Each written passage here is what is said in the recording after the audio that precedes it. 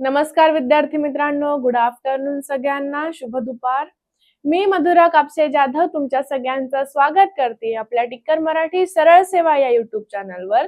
तर बरेचसे दिवस झालेत आपलं कम्प्युटरचं लेक्चर थांबलेलं आहे, कारण तुम्ही बरेच विद्यार्थी म्हणत होते मॅडम टॉपिक वाईज प्रश्न उत्तर घेऊन या.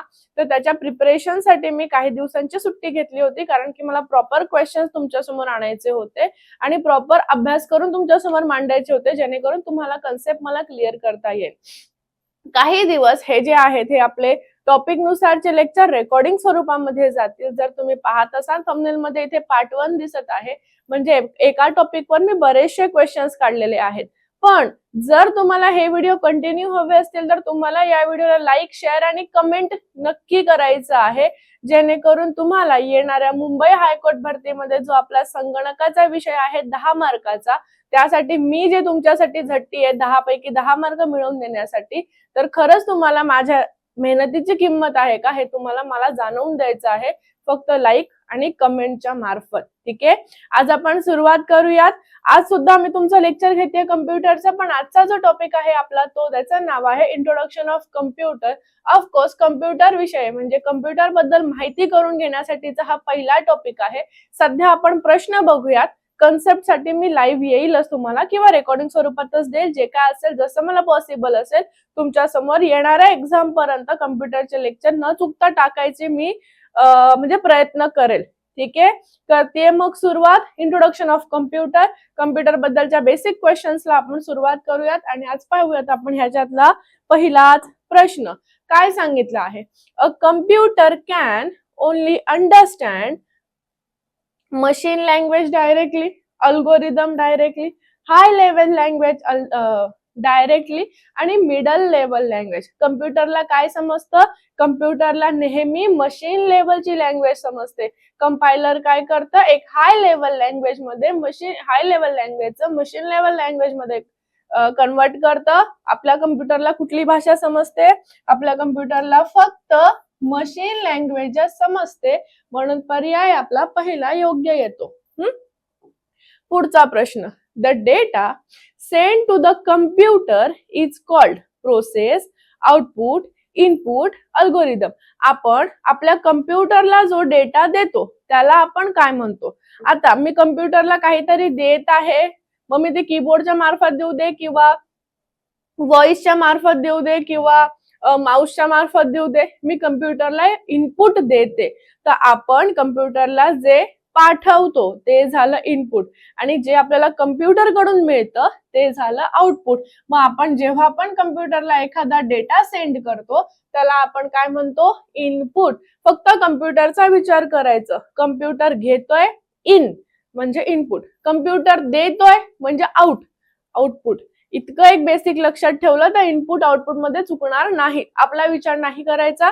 आपण कम्प्युटरचा अभ्यास करतोय म्हणून कम्प्युटरच्या विचार करायचा. कम्प्युटर पहिले घेतो इनपुट, मग देतो आउटपुट. आता आपण त्याला डेटा देतोय, बरोबर आहे? आपण जर डेटा देतोय, आतमध्ये जातोय, तो काय झाला? इनपुट झालं. त्याच्यानंतरच्या पुढच्या प्रश्नाकडे जाऊयात. Which of the following statements about computer is correct? खालीलपैकी कोणतं विधान बरोबर आहे आपल्या कम्प्युटर संबंधात? Computer can organise all the information itself. तो काय करतो? सगळी इन्फॉर्मेशन स्वतःच ऑर्गनाइज करतो. पुढे. Computer cable is made of software. कम्प्युटरची केबल सॉफ्टवेअरने बनलेली असते. Computer is made up of hardware only. Computer हे फक्त हार्डवेअरने बनलेला आहे. It is an electronic device that stores, retrieves and processes data. हे एक इलेक्ट्रॉनिक डिव्हाइस आहे जे आपल्या इन्फॉर्मेशनला जमवून म्हणजे जमा करून ठेवतं, स्टोअर करून ठेवतं. त्याला परत आपण जेव्हा मागतो तेव्हा ते दाखवतो आणि आपण दिलेल्या डेटावर तो प्रोसेस करतो. सगळ्यात आधी कम्प्युटर स्वतः काहीच करत नाही, त्याच्यासाठी खूप खूप वेगळे पार्ट त्याच्यामध्ये आहेत. कम्प्युटरचं केबल सॉफ्टवेअरचं नाहीये. कम्प्युटर फक्त हार्डवेअरने नाही बनला, बरोबर आहे ना? ऑपरेटिंग सिस्टीमच जर नसेल तर कम्प्युटरचा काहीच फायदा नाही. तर डबडा ठेवून काय फायदा आहे का? जर ऑपरेटिंग सिस्टीमच नसेल, ऑपरेटिंग सिस्टम एक सॉफ्टवेअर झालं, मग कम्प्युटर फक्त हार्डवेअरने बनलाय का? बिलकुल नाही. ते हार्डवेअर सॉफ्टवेअर दोघांनी मिळून बनला आहे. त्याच्यामध्ये मेमरी डिव्हाइसेस आहे, बऱ्याचशा काही गोष्टी आहेत, पण याच्यामध्ये फक्त हार्डवेअर नाही, सॉफ्टवेअर सुद्धा आहेत. It is an electronic device, हे एक इलेक्ट्रॉनिक डिव्हाइस आहे ज्याच्यामध्ये आपण आपला डेटा जमवू म्हणजे सेव्ह करून ठेवू शकतो. आपला डेटा हवा तेव्हा आपण त्याला मागू शकतो आणि आपल्या डेटामध्ये तो प्रोसेस करतो. मग हे झालं आपलं चौथं वाक्य बरोबर. पुढचा, which of the following cycles includes its components as input, processing, output and storage? Options आहे प्रोसेसिंग, आउटपुट, डेटा, स्टोरेज. आता खालील पैकी असं काय, असा कुठला शब्द म्हणू शकता ज्याच्यामध्ये इनपुट, प्रोसेसिंग, आउटपुट आणि स्टोरेज असं आपण म्हणू शकतो. ठीक आहे. मग आता बघा, इनपुट घ्यायचं, प्रोसेस करायचं, आउटपुट द्यायचं, ह्याला आपण एक प्रकारे काय म्हणतो, प्रोसेसिंगच म्हणतो. म्हणजे उत्तर काय झालं, पर्याय क्रमांक पहिलाच झाला, है ना. प्रोसेसिंग मध्ये काय असतं, पहिले डेटा येतो, इनपुट होतं, मग आपण त्याच्यावर प्रोसेस करतो, मग ते आपल्याला आउटपुट भेटतं आणि मग आपल्याला हवं असेल तर आपण ते स्टोअर करून ठेवतो. हे पूर्ण एक प्रोसेस झाली, म्हणून याचं उत्तर आलं प्रोसेसिंग. त्यानंतरच्या पुढच्या प्रश्नाकडे वळूयात. Dash provides the raw facts while dash makes the data meaningful. Information provides the raw facts while reporting makes the data meaningful. Data provides the raw facts while information makes the data meaningful. Information provides the raw facts while bits makes the data meaningful. Records provides the raw facts while bytes makes the data meaningful. आता बघा, bits आणि bytes हे काय आहेत, कम्प्युटरचं आपण memory जे store करून घेतो त्याचं समजा एकक आहे, हा ना. जसं किलोमीटर, मीटर ह्या पद्धतीने असतं, तसं कम्प्युटरचं युनिट काय आहे, डेटा स्टोअर करून ठेवायचं. बिट्स, बाइट्स या पद्धतीचे आहेत. म्हणजे हे दोन कट झाले. आता रिपोर्टिंग येणार का, बिलकुलच नाही. म्हणजे काय झालं, जेव्हा आपण एक डेटा त्याला देतो, डेटा काय आहे, एक रॉ मटेरियल आहे जे आपण त्याला प्रोव्हाइड करतो, त्याच्यावर तो प्रोसेस करून आपल्याला एक प्रॉपर इन्फॉर्मेशन, जी मिनिंगफुल डेटा आपण म्हणतो, तो आपल्याला देतो. हे नेहमी लक्षात ठेवायचं, हा महत्वाचा प्रश्न आहे. Data provides the raw facts while information makes the data meaningful. उत्तर काय आलं पाहिजे, पर्याय दुसरा आला पाहिजे. त्यानंतरच्या पुढच्या 7व्या प्रश्नाकडे जाऊयात. The data or information used to run a computer is called hardware, peripheral, CPU, none of these. फक्त एक डेटा आणि आपला इन्फॉर्मेशन जर कम्प्युटर मध्ये रन होतोय तर त्याला हार्डवेअर पण नाही म्हणत, पेरिफेरल पण नाही म्हणत, सीपीयू पण नाही म्हणत. याचं उत्तर झालं नन ऑफ दिस, म्हणजे वरील पैकी एकही नाही. ठीक आहे. पुढच्या प्रश्नाकडे जाऊयात. When information is fed into the computer, which of the following is created? Data, ideas, objects, facts. जेव्हा आपण आपल्या कम्प्युटरमध्ये खूप सारे इन्फॉर्मेशन टाकतो तर आपण काय करतो, माझ्या कम्प्युटरमध्ये खूप सारा डेटा आहे म्हणून माझा कम्प्युटर हँग होतोय किंवा म्हणून माझी मेमरी संपली आहे. मग आपण काय देतो, कम्प्युटरला खूप सारे इन्फॉर्मेशन देतो. आपण कम्प्युटरला खूप सारे इनपुट ऍज इनपुट म्हणजे काय देतो, त्याला इन्फॉर्मेशनच देतो. इन्फॉर्मेशन देतो म्हणून आपल्या कम्प्युटरमध्ये काय सेव्ह होत आहे, स्टोअर होत आहे, डेटा. मग तेच झालं, Wien information is fed into the computer, कम्प्युटरमध्ये जेव्हा आपण इन्फॉर्मेशन टाकतो तर तेव्हा काय क्रिएट होतो, एक डेटा क्रिएट होतो. उत्तर काय झालं, पर्याय पहिला बरोबर झाला. थांबा, इथे वरती ना, हा हे एक सिंगल आहे, ह्याला कट करू द्या. अरे अरे अरे अरे हा, नेक्स्ट क्वेश्चन कडे जाऊयात आपण. Which of the following is an example of non-numeric data? काय सांगितलं त्यांनी आपल्याला, which of the following is a non-numeric data? ज्याच्यामध्ये नंबर्स नाहीये, हा, ज्याच्यामध्ये नंबर्स नाही असं कुठला डेटा आहे. नॉन न्यूमरिक, न्यूमरिक म्हणजे नंबर. मग आता दिलेल्या ऑप्शन मध्ये कुठे नंबर नाहीये. नेम ऑफ द एम्प्लॉई, आपल्याकडे जे पण काम करतात त्यांच्या नावामध्ये नंबर असतात का, नाही. टेस्ट स्कोर, तुम्ही जे पण टेस्ट देता, जे पण एक्झाम देता त्याच्यामध्ये मार्क जे तुम्हाला भेटतात त्याच्यामध्ये नंबर आहे का, बिलकुल बँकेचं अकाउंट मध्ये तुमच्या नंबर आहे का? बिलकुल. म्हणजे कशामध्ये नाहीये? नॉन न्यूमरिक डेटा कुठला झाला? नेम ऑफ द एम्प्लॉई किंवा name of the person. Address मध्ये पण थोडेफार न्यूमरिक असतात.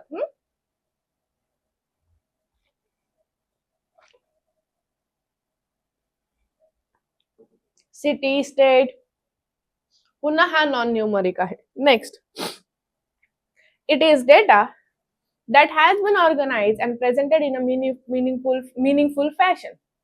It's called process, software, storage, information. It is data.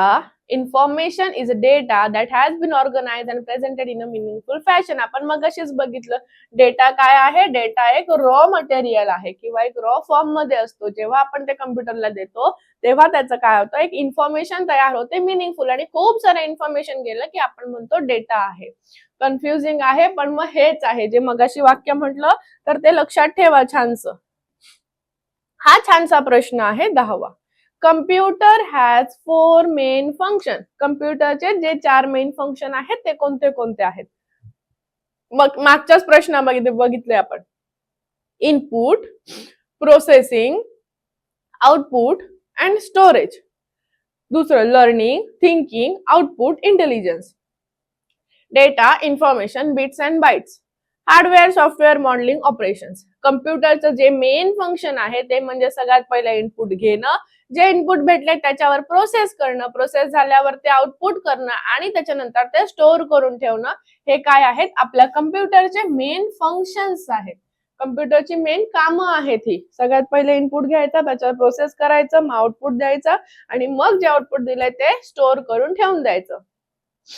त्याच्यानंतरचा पुढचा प्रश्न, which of the following functions does a computer not perform. खालीलपैकी असं कुठलं आहे की जे म्हणजे कम्प्युटर आपला परफॉर्म करत नाही? Processing, understanding, controlling, inputting. खालीलपैकी असं काय आहे जे आपलं कम्प्युटर करत नाही? कम्प्युटर डेटा प्रोसेस करतो. कम्प्युटर सगळे टास्क हँडल करतो, कंट्रोल करतो, बिलकुल कंट्रोल करतो. कम्प्युटर इनपुट करून घेतो, बिलकुल करून घेतो. कम्प्युटर समजून घेतो का? नाही. कम्प्युटरला काहीच समजत नाही. ठीक आहे, त्याला जेव्हा आपण सांगणार तेव्हाच तो करणार, पण आपण जर चुकीचं सांगितलं तर बिलकुल तो चुकीचाच टाईप करणार. तो नाही सांगणार की हे बरोबर आपण करेक्ट करूयात. कम्प्युटर समजून घेत नाही, अंडरस्टँडिंग नाहीये कम्प्युटर. बाकीचे सगळे आपल्या कम्प्युटर बिचारा परफॉर्म करून घेतो. नेक्स्ट क्वेश्चन कडे जाऊयात. कुठे गेला? आला का? हा, ठीक आहे, चला. Information that comes from an external source and is fed into the computer software is called output, throughout, input, report. Information that comes from an external source and is fed into the computer software म्हणजे एक information आहे जे आपल्याला एका वेगळ्या बाहेरच्या device कडनं मिळतं आणि कम्प्युटर ते आपल्या सॉफ्टवेअर मध्ये सेव्ह करून ठेवतो किंवा कम्प्युटर तो आपल्या सॉफ्टवेअर मध्ये घेतो. त्याला आपण काय म्हणतो? कम्प्युटर घेत आहे, इन करतोय, म्हणजे त्याला आपण काय म्हणणार? इनपुट म्हणणार. फॉर एक्झाम्पल कीबोर्ड काय आहे? एक्सटर्नल, म्हणजे बाहेरचं एक सोर्स आहे. त्याच्यामधनं आपण त्याला काही इन्फॉर्मेशन देतोय, ते ती कम्प्युटर घेऊन आपल्याकडे ठेवतोय. याचा अर्थ कम्प्युटर काय करतोय? इनपुट घेत आहे. उत्तर काय झालं?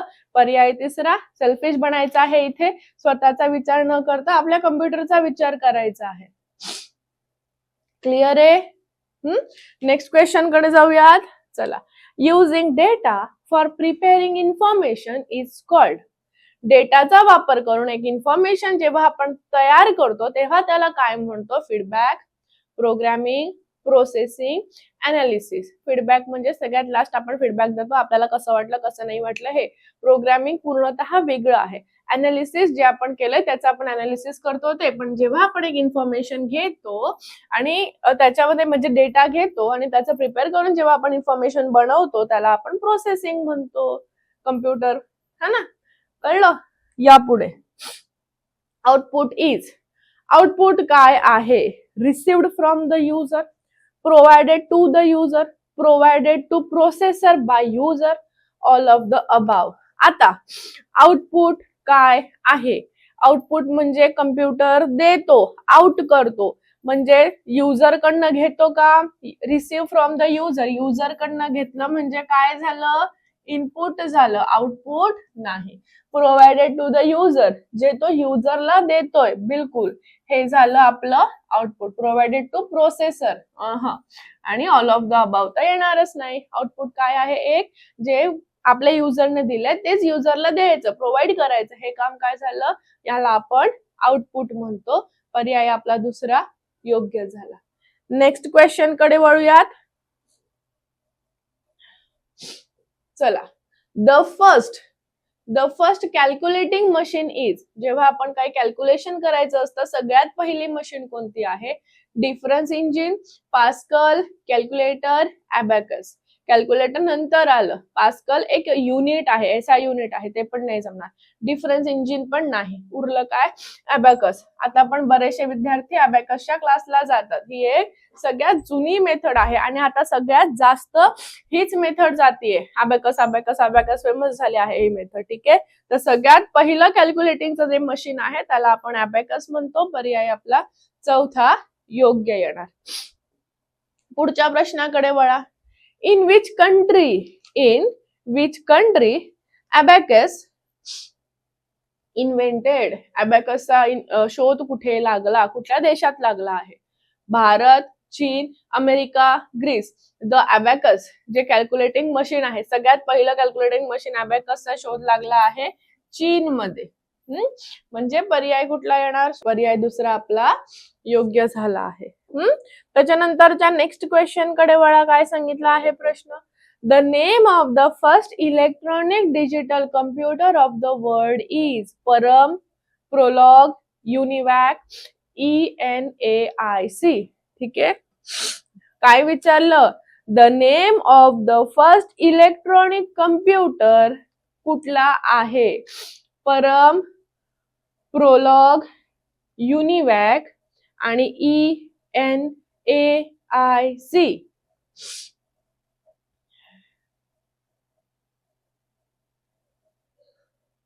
अरे परत गेला, शिट. ठीक आहे, आता घेऊयात.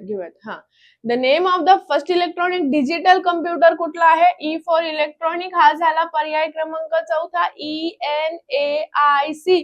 याचा फुल फॉर्मच हा आहे, electronic numerical integration and computer. कळलं, इथे आय आहे, इथे ए आहे. आपण याला परत लिहूयात, ENIAC. इथे लिहूयात इलेक्ट्रॉनिक, ई फॉर इलेक्ट्रॉनिक, बरोबर आहे, N for numerical, electronic numerical, I for integration, A for and computer. ठीक आहे, मग सगळ्यात पहिला इलेक्ट्रॉनिक डिजिटल कम्प्युटर कुठला झाला, ENIAC. यांचं इनिशियल म्हणजे पहिलं घेऊन तयार केलंय ENIAC. परत बंद झाला बिचारा. ठीक आहे, US आर्मी कडनं झाला होता तो 1945च्या दरम्यान हा कम्प्युटर बनवला गेला होता. एक मिनिट द्या, हा याचं रीड करून घेते.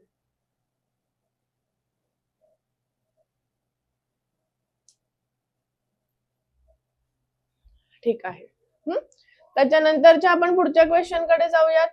Good morning. The first mechanical calculator was called, calculator, Galileo, OPT, Pascaline. सगळ्यात पहिला मेकॅनिकल कॅल्क्युलेटर कुठला आहे, सगळ्यात पहिला मेकॅनिकल कॅल्क्युलेटर कुठला आहे.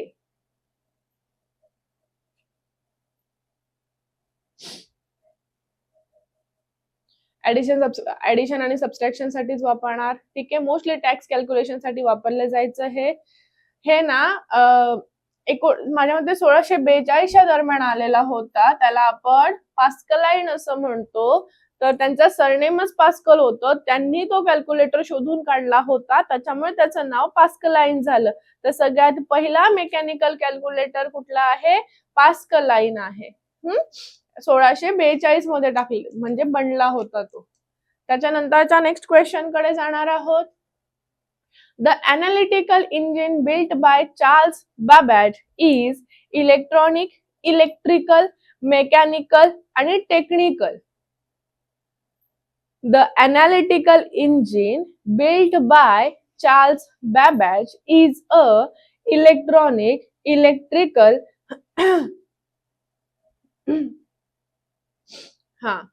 mechanical आणि टेक्निशियन.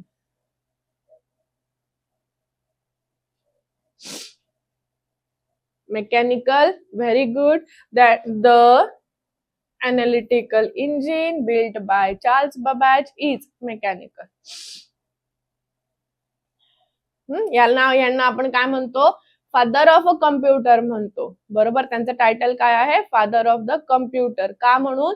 कारण त्यांनी सगळ्यात पहिला मेकॅनिकल कॅल्क्युलेटर बनवले, सॉरी मेकॅनिकल कम्प्युटर बनवलेला होता.